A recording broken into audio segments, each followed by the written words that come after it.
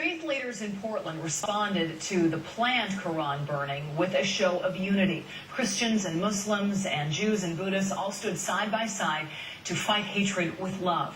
News Channel 8's Wayne Haverly was at today's special service inside Portland's Rizwan Mosque. Wayne? What a turnout, Amy. Not only was the standing room only inside the mosque, a large overflow crowd actually stood outside to hear an interfaith message filled with peace and understanding.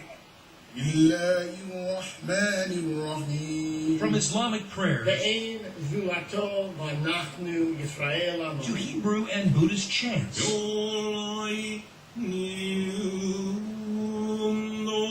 On the 9th anniversary of 9/11, Portland's faith community came together in a big way to bring a positive message on a sad day in American history. My prayer and hope is that we can let 9/11 today and in the years ahead be a respectful day of dedicated memory to those who died on 9/11, as well as those all around the world who have perished as results of hate. They not only embraced each other's traditions, they embraced each other.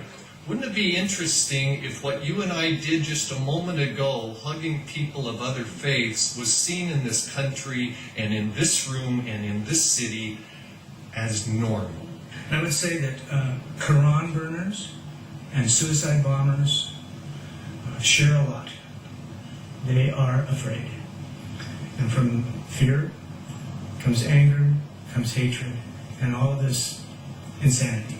Harris Zafar put together this interfaith gathering in less than a week. It exceeded all expectations. I know there are those within the Islamic community that have damaged Islam, and so I can sympathize with those that may not have the right perception of Islam, which is why we just want the opportunity to set the record straight. A beautiful tradition like Islam cannot be defined by lunatic fringes that claim association with it.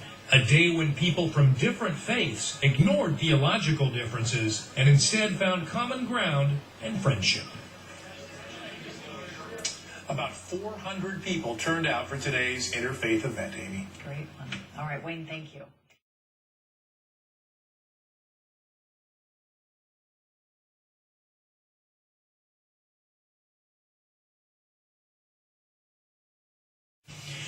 Burn a Quran Day may not have happened like many feared, but local church leaders want to keep it from overshadowing the 9th anniversary of September 11th.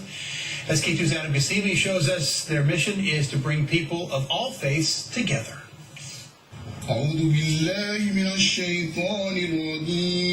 Their beliefs may not always be the same, but their message is rock solid. That we demand, that we insist, that peace and unity and reconciliation be normal again in our society.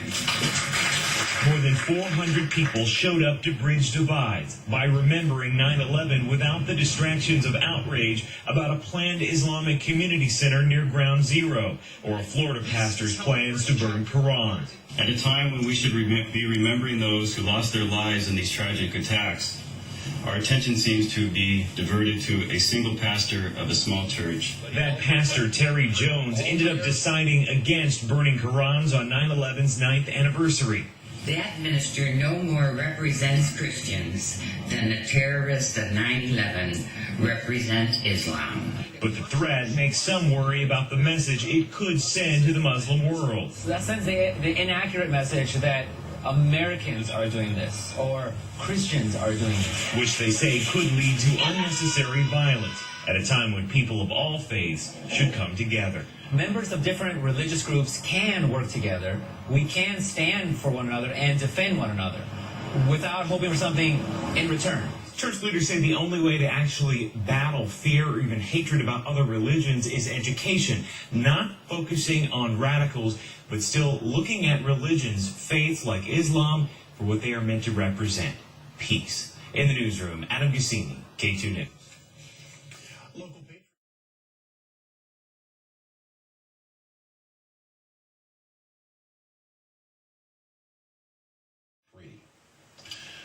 Members of Portland's Muslim community held a moment of silence to honor victims of the September 11th attacks. Members of several faiths gathered today in a show of unity against extremist violence. Local Muslims say their religion does not preach hate, and want the interfaith fighting to end. This display was partly inspired by a Florida pastor's one-time plan to hold a Quran burning.